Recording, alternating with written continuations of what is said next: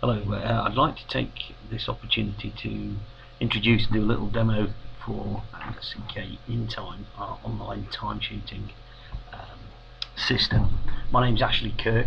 So what you see here on the front screen is a welcome to the admin section, which is the part of the portal that we as the recruiter see. Put my username and password in, click enter, and you will see it brings up a normal dashboard. And from here we CK can manage all our administration. We can look at all the timesheets we have, expenses, etc. But what I'd like to show you is the process that the worker and the approving manager would go through, and then we'll return to this area. I'll show you a little bit more about the reporting capability. So within here we have all our documentation, including in this specific instance placement. This is a demo system, so it's got a lot of data in there, some of which is up to date, some of which isn't. So I'll create a client called CK, and we can search here for placements related to workers and managers, etc. But there's the placement that I've created. You will see it's got the name of the consultant, i.e. agency worker, Harry Jones. The worker himself is called a worker, and the manager in this instance is Russell Oakley.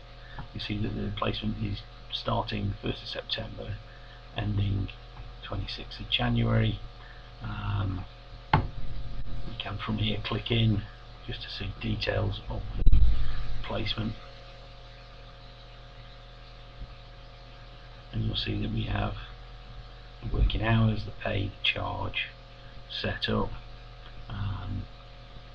We've also put in alternative managers, other people who can approve timesheets, how the timesheets are approved, so that's client manager approved, the expenses, how are they done, client manager, and the non-chargeable expenses approval route. At the minute that's set to client manager as well. We have other tabs along the top, including this contracts and compliance tab, which I'll refer back to later. You will see from here that I've just put in example documents, one of which the worker could be a contract, for example, has accepted, and the other we're waiting for confirmation from Russell, so it says status for acceptance, and I'll refer to that again when I log in as the manager, the working manager. So the placement has been set up. So if we just log out of here, and I will log back as log in as a worker. This happens to be set up username, password. Just click OK. Now you'll see this is the front sheet, the front area desktop that the worker will see. And within here we can set up communications. So the very first thing that a worker sees at the minute is recommend a friend. So if you recommend a friend, you get an Amazon gift card. We can put advertising in here, we can put communications, but as soon as they log in, that'll be the first thing that they see. However, in this instance, we're looking at timesheets. So along the top there is a number of tabs that can be put in, but we want to have a look at a timesheet. Within here we can create them. There's a draft, i.e. one that's not finished. There's a list of any unauthorized, so ones that have been submitted to the client but not approved. Then he's got his approved timesheets. So if we just have a look at the timesheets that have been approved for this, we have, you see 3 that we've set up. It's got the period ending. We can click in and have a look at them. That's the worker, the hours that I work that week, and there will be a list there of the time example information on the timesheet, who approved it. We can also, as from an auditable state of affairs, we can look at literally who the manager approved was. So you can see that Russell approved that. And then also, excuse me, if we go to history, here this is quite an interesting thing. It gives us all the events, time and date stamped, and even giving us the IP address. This is CK's own IP address, which is why everything has got the same address. We can see when it was created, how many times it was updated, when the worker submitted it, and from which IP address, and then very importantly from the client's point of view, which manager, what IP address, and what time it was approved. Okay, but now we'll have a look at how a worker would create a timesheet. So it says he's logged in, timesheet, create. It gives you the detail of the placement. If he's worked on different placements, it will give him different options. And we can look at creating a timesheet for a period ending. We'll go for the 9th. And it just brings up and shows us that it's a draft timesheet. Gives us an ID for that timesheet, how many hours are in there already. It's got the reference code for the placement, which again you can link into if you want. But then as you scroll down, you will see the timesheet itself. It tells you to enter with a 24-hour clock if you hover over there. So for a straightforward, simple day, we can put in, we'll start at 0900. We'll finish at 17:30, and we'll take 1 hour for lunch. You'll see that corrects the hours to 7:30, 7.5 hours. We can put any comments in we wish there, but anyway, if we're happy with that, we can go on to the next day and do the same again. Might want to say he finished at 5:15, but he only took 45 minutes for lunch. And again, you'll see it records that down to 7:30. Now, the other option, of course, is what if he's not working his normal hours? We can select the arrow here, and we've only got 3 set up for the purposes. We've got overtime and we've got holiday. It could well be that he was on holiday. He wishes to claim paid holiday from CK but not to be charged to the client. So we'll put that in as a normal 7.5 hour day, and I might ask him to put a comment in there, and then we could go back to normal hours. Perhaps this day he's worked from 10 to 2:30. He's had an hour for lunch. But we also might do a bit of overtime. We just click on that plus, and there we can select overtime, and he might be worked from 6:30 to 7 o'clock, which gives us 30 minutes at an overtime rate. Friday, again, we'll just put in,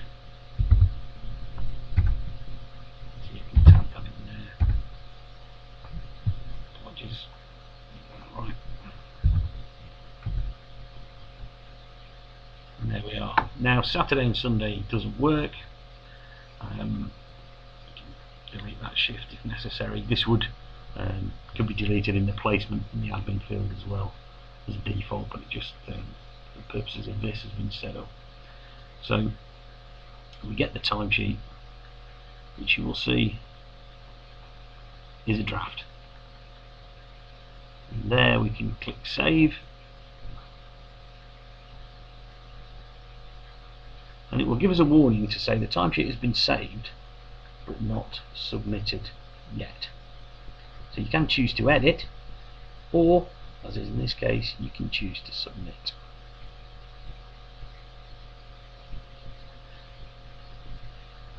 You're about to submit the timesheet. Are you sure you want to do this now? Yes, I do.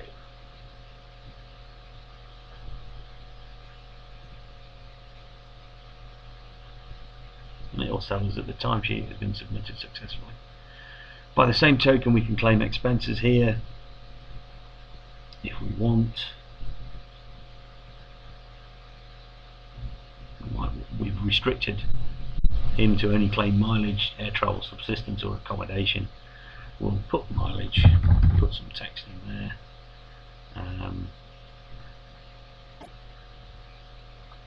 So we can put that in, entry method, gross value, potentially, and all these are flexible obviously, and if we wish we can keep on adding those groups. But you know, you put your expenses in from there. However, let's go back to have a look at his unauthorized timesheet, which is the one we've just created, and there we are. That's waiting to be authorized by the manager. Hi, so I've just logged into Russell's inbox to show you that the timesheet for authorization has come through, and we can, it says there's been obviously worker submit the timesheet, waiting for authorization, log in here to authorize or reject timesheet, so we can just follow the link. You just better log out, because I can't be worker and manager at the same time. Log in as R. Oakley. Put his password in. And there we go. So it says top right, you will see that it says manager Russell Oakley, and in his timesheets sitting there to be authorised is 1. So I click there and you will see the timesheet relating to the worker, chargeable hours, etc, etc. So if we want to look at that, which is obviously very sensible, we can authorise it here by just checking that checkbox. However, we want to have a look at it, so we will scroll down, we will see where he's recorded holiday,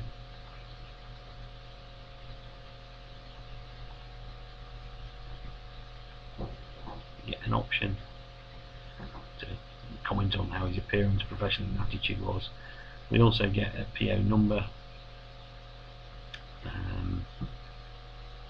if it's relevant. Default is the Solvay 12334 that I set up for the purposes of this demonstration, and if we're happy, we have to put the password in again. Actually, if I can get this right. So password's in, and this, and we can click approve.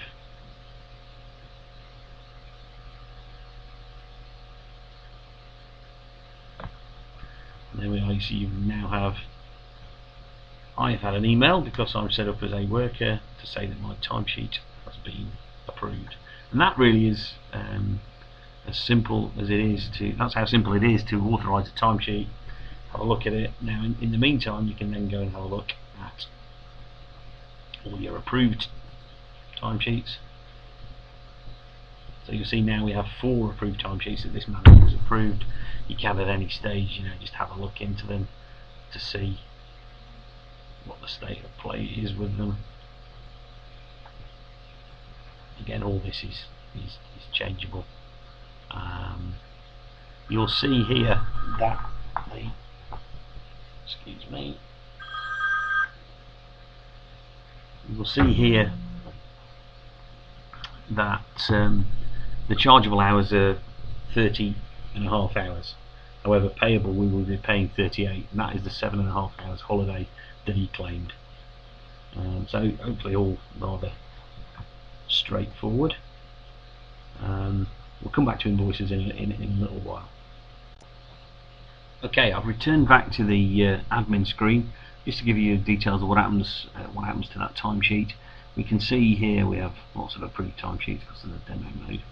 But if I do a search for CKA, you can see there's the timesheet,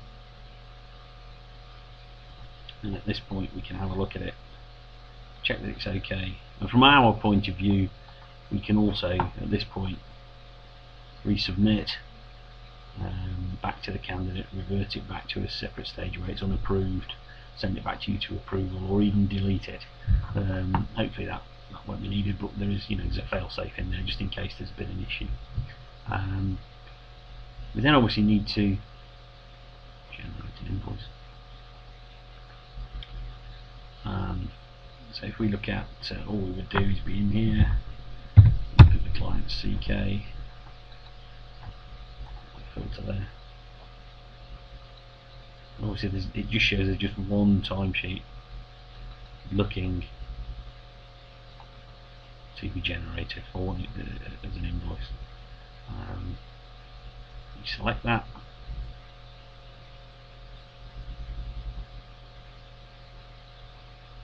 Generate selected. Okay, so here we have a list of the client invoices. There's the invoice we've just created. I can select that and I can send it.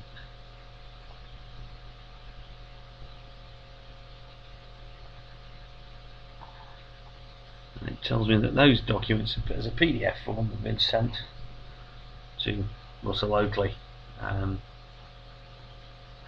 Just as confirmation, we'll have a look. There's Russell's email. There's the invoice from Rebus, which we can open, and the invoice looks like this. So, and also as you scroll down, we have the timesheet, all the details, the hours, when it was confirmed, submitted, etc., etc. And hopefully that explains a little bit better how the system works. If you require any more information at all, just give me a call back and let me know. The system itself is much more capable and powerful in terms of report writing, but I appreciate I've gone on for 17 minutes. So if you need any more information about what the capability, but that's how easy it is in terms of the client, you the client signing a timesheet, authorizing it, and then getting the invoice back with all the relevant details on. And again, that email invoice can be sent to an agreed point. It doesn't have to be to the manager. We've just obviously done this for ease and speed. Thanks again. Bye now.